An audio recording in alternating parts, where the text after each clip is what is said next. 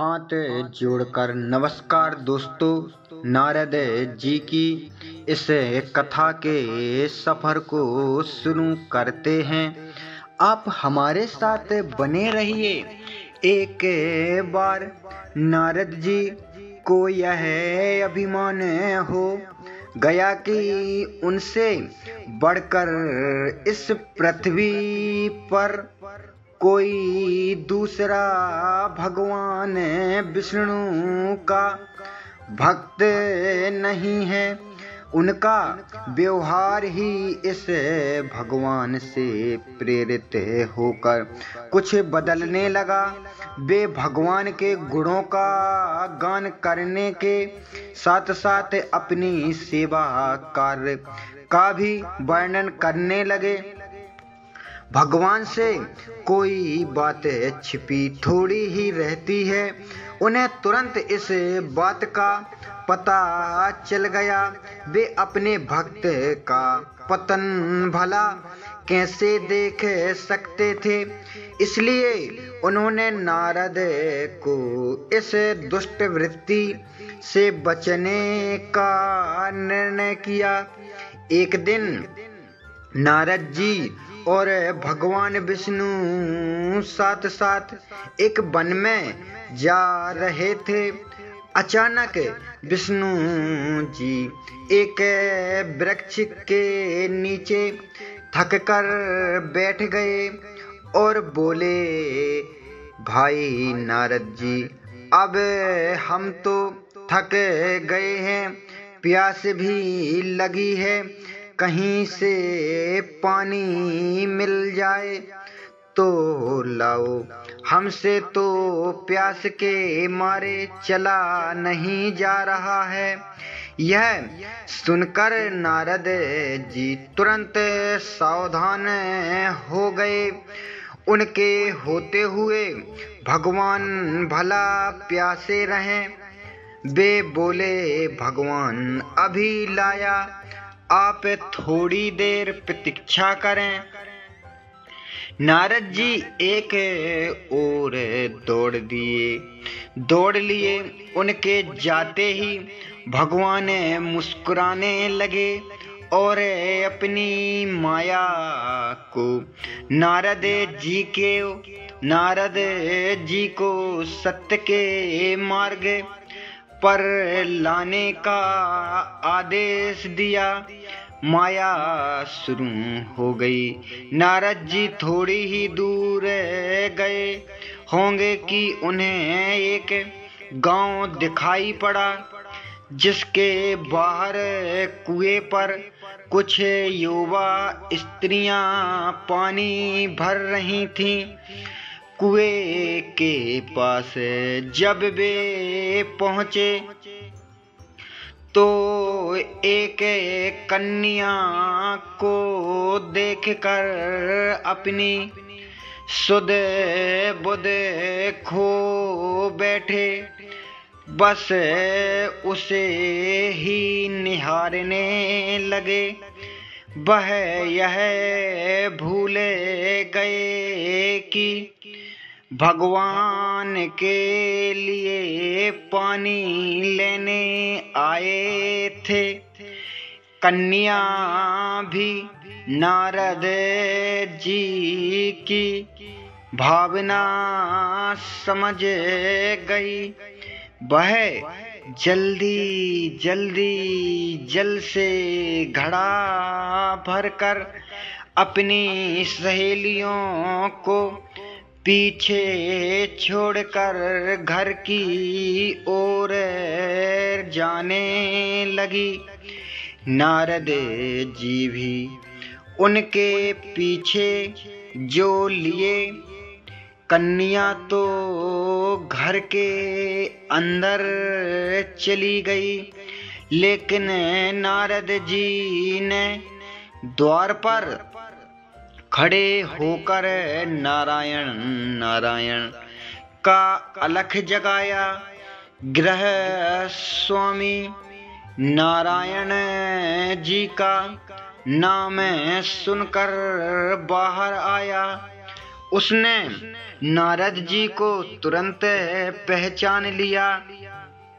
अत्यंत विनम्रता और आदर के साथ वह नारद जी को घर के अंदर ले गए और उनके हाथ पैर धोकर शिक्षा आसन पर बिठाया तथा उनकी सेवा सत्कार में कोई कमी न छोड़ी। उनके आगमन से अपने को धन्य बताते हुए गृह स्वामी ने योग्य सेवा के लिए आग्रह किया। नारद जी बोले, आपके घर में जो आपकी कन्या जल का घड़ा लेकर अभी अभी आई है, मैं उससे विवाह करना चाहता हूँ। नारद जी की बात सुनकर कह स्वामी एकदम चकित रह गया, लेकिन उन्हें इस बात की प्रसन्नता भी हुई कि मेरी कन्या एक ऐसे महान योगी तथा संत के पास जाएगी। उसने स्वीकृत प्रदान कर दी और नारद जी को अपने ही घर में रख लिया। 2-4 दिन पश्चात शुभ मुहूर्त में उनसे अपनी कन्या का विवाह नारद जी के साथ कर दिया तथा उन्हें गांव में ही उतनी धरती का टुकड़ा दे दिया। खेती करके वे आराम से अपना और अपने परिवार का पेट भर सकें। अब नारद जी की वीणा एक खूंटी पर टंगी रहती, जिसकी ओर उनका ध्यान बहुत कम जाता। अपनी पत्नी के आगे नारायण को वे भूल गए। दिन भर खेती में लगे रहते, कभी हल चलाते तो कभी पानी देते, कभी बीज बोते तो कभी निदाई गुड़ाई करते। जैसे जैसे पौधे बढ़ते उनकी प्रशंसता का परावार ना रहता।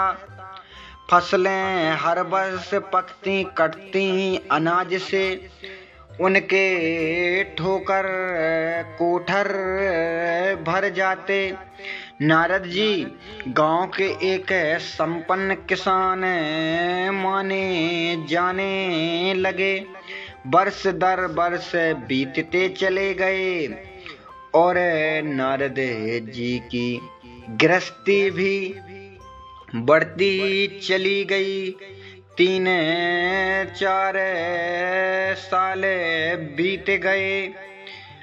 अब नारद जी को एक क्षण की भी फुर्सत नहीं मिलती थी। वे हर समय बच्चों के पालन पोषण तथा पढ़ाई लिखाई में लगे रहते अथवा खेत में काम करते रहते।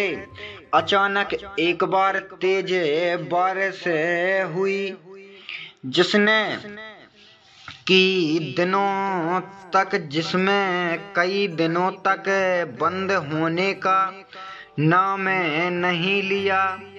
बादलों की गरज और बिजली की कड़क ने सबके हृदय में भय उत्पन्न कर दिया।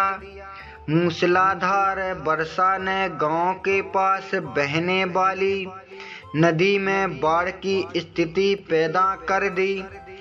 चारों ओर पानी ही पानी फैल गया। कच्चे पक्के सभी मकान ढहने लगे। घर का सामान बह गया। पशु भी डूब गए। उनके व्यक्ति मर गए। गांव के व्यक्ति मर गए। गांव में त्राही त्राही मच गई। नारद जी अब क्या करें? उन्हें भी घर में जो थोड़ा कीमती सामान बचा था उसकी गठरी बांधी और अपनी पत्नी तथा बच्चों को लेकर जान बचाने के लिए पानी में से होते हुए बाहर निकलने लगे। नारद जी बगल में गठरी थामे और एक हाथ से बच्चे को पकड़े और दूसरे हाथ से अपनी पत्नी को संभाले हुए थे। पत्नी भी एक बच्चे को गांठ में और एक हाथ पकड़े धीरे धीरे आगे बढ़ने लगी। पानी का बहाव अत्यंत तेज था तथा यह भी पता नहीं चलता था कि कहाँ गड्ढा और कहाँ टीला है। अचानक नारद जी ने ठोकर खाई और गठरी बगल से निकलकर बह गई। नारद जी गठरी कैसे पकड़ते? दोनों हाथ तो घिरे थे। मन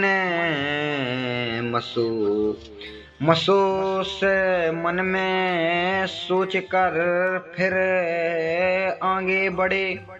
कुछ दूर जाने पर पत्नी एक गड्ढे में गिर पड़ी और गोद का बच्चा छूटकर बह गया।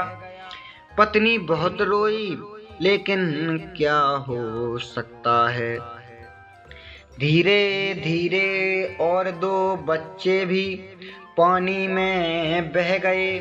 उन्होंने बहुत कोशिश की बचने की, लेकिन कुछ ना हो सका। दोनों पति पत्नी बड़े दुखी, रोते कलपते एक दूसरे के संतानवत देते। कोई ऊंची जगह ढूंढते रहे। एक जगह आगे चलकर दोनों एक गड्ढे में समा गए। नारद जी तो किसी प्रकार गड्ढे में से निकल आए, मगर उनकी पत्नी का पता नहीं चला। बहुत देर तक नारद जी उसे इधर उधर दूर दूर तक ढूंढते रहे, लेकिन व्यर्थ। रोते रटे उनका बुरा हाल था।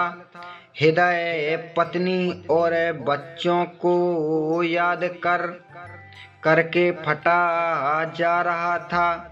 उनकी तो सारी गृहस्थी उजड़ गई थी। बेचारे क्या करें, किसे कोसें? अपने भाग्य को या भगवान को? भगवान का ध्यान आते ही नारद जी के मस्तिष्क में प्रकाश फैल गया और पुरानी सारी बातें याद आ गईं। वे किस लिए आए थे और कहाँ आ गए? ओहे भगवान विष्णु तो उनकी प्रतीक्षा कर रहे हैं।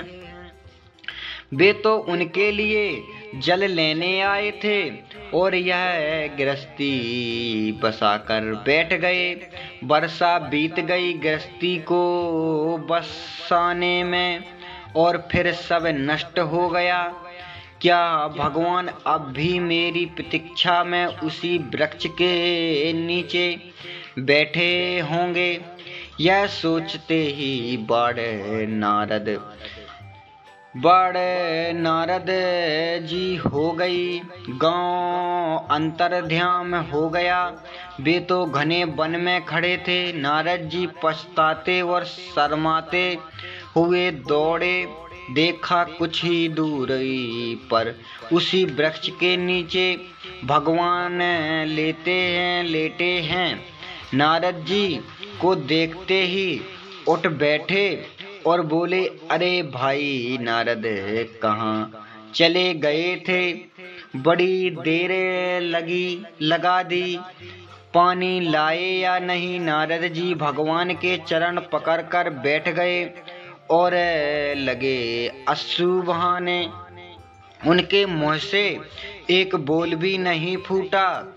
भगवान मुस्कुराए और बोले, तुम अभी तो आए थे, कुछ अधिक देर थोड़ी ही हुई है। लेकिन नारद जी को लगा था कि बरसा कई वर्षों बीत गए हैं।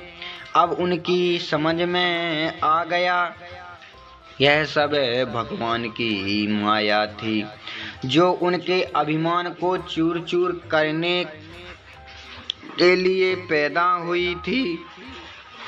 वे सोचने लगे, उन्होंने बड़ा घमंड था कि उनसे बढ़कर त्रिलोक में दूसरा कोई भक्त नहीं। लेकिन एक स्त्री को देखकर वे भगवान को भूल गए।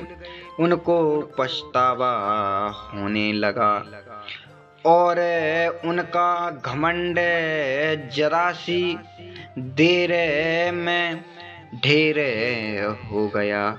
वे पुनः सरलता और विनय के साथ भगवान के गुण गान करने लगे। जय जय श्री राम। जो भी गलतियां हुई हों उन्हें क्षमा करें और चैनल को लाइक और सब्सक्राइब करना ना भूलें। जय जय श्री राम।